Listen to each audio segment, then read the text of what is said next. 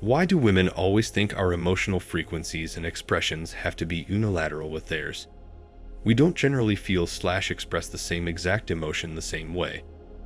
Why is this so hard to understand? Heck, we don't even deal with emotional situations the same way. There is a reason why stoicism is a virtue among men and not generally expected from women. When men do wrong, people immediately know and punish them for it. When women do anything wrong, it's usually something done behind the person's back, and you may never find out about it, and the woman is excused for it. There is a huge difference between something that is overtly evil and something that is covertly evil.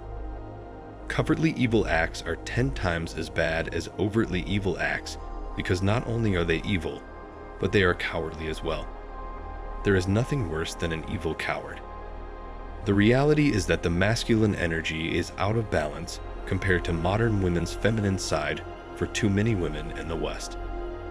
If she is in a position of power and control in her work world, she will carry it over to her personal life.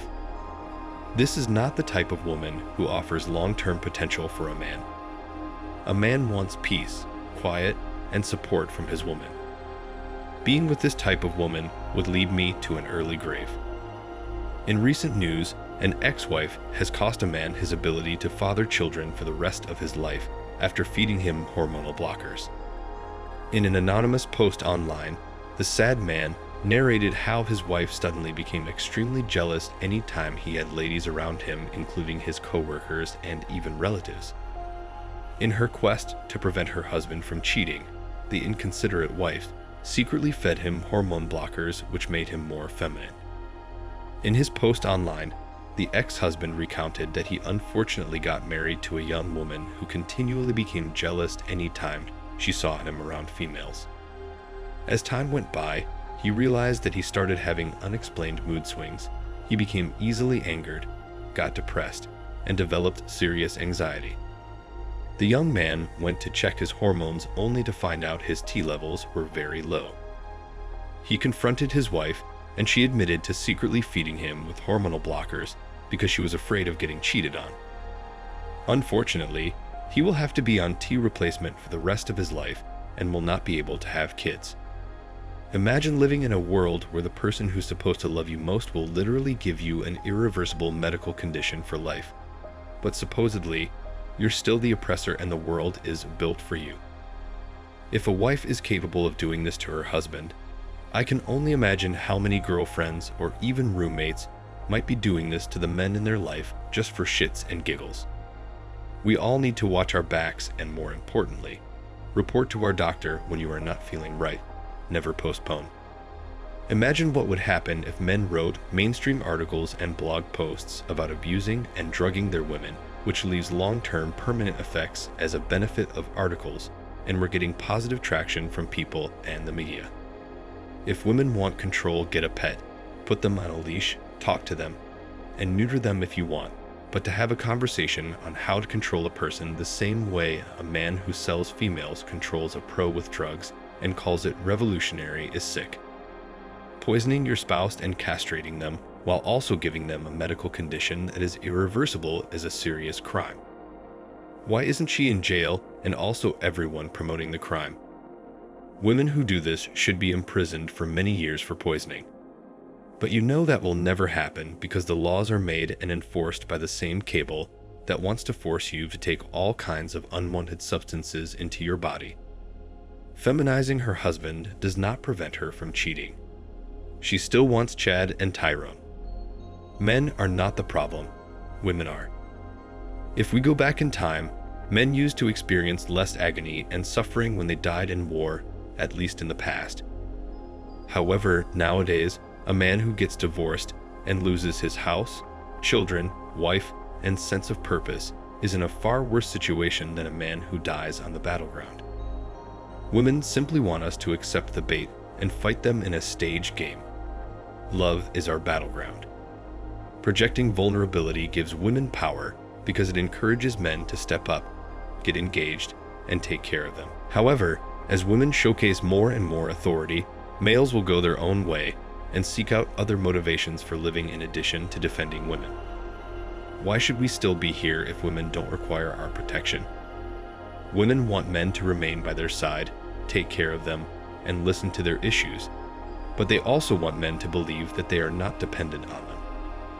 With the promise of freedom from males, feminism has devastated the majority of Western women. Women need males more than they realize because they are unhappy at work and are turning into crazy, lonesome cat ladies, but they won't confess it as long as it is taboo to do so. In the future decades, as our culture gets more conservative, they will eventually come to recognize it.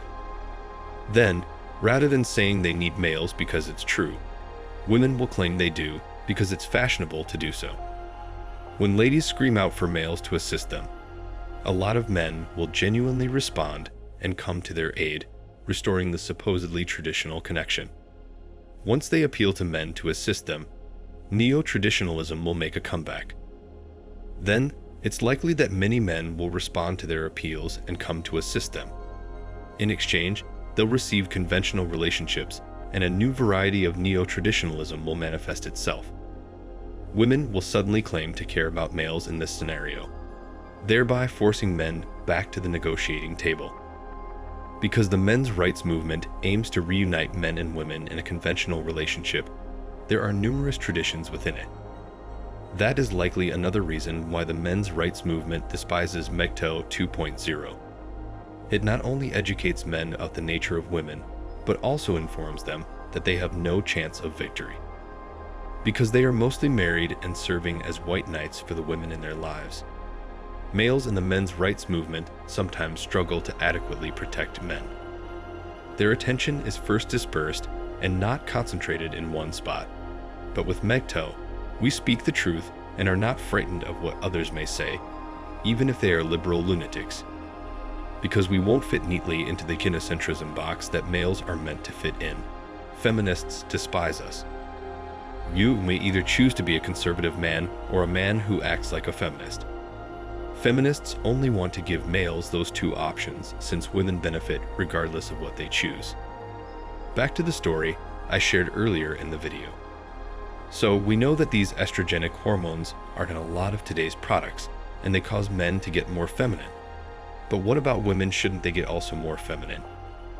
If women are not becoming more feminine while men are byproducts in the environment, there is no ifs and buts about there being a war on men. Being masculine is not fake tough or even overly muscular. It's understanding one's male energy and the forward, penetrating energy a man has and the selectively receptive energy a woman has. It's about respecting what we are as men and women and leading with morality and not lust. Morality always exposes the darkness, hate, anger, and insecurity of a man who does not know he is a man and a woman who does not know she is a woman.